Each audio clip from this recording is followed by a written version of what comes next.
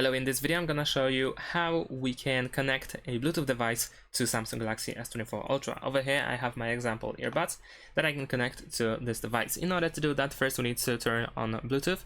So let's actually go to settings, and then in the settings let's go to connections. Over here we have Bluetooth. Now you can simply press the slider on the right side in order to turn it on or off. However, you can also tap on Bluetooth in order to find more options. So I'm gonna actually turn this on, and then over here I should find all available devices. Now in order to find my device, now I need to open the case and make sure to use the pairing mode to turn on the pairing mode on your Bluetooth device if it's requested.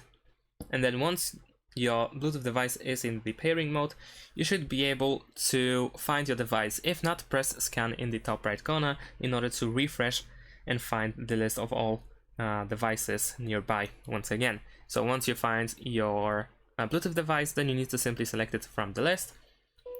Then you might need to confirm that you want to pair, and there we go, now you are connected. And that's it. Thanks for watching. Leave a like and subscribe to my channel, and see you in my next videos. Bye.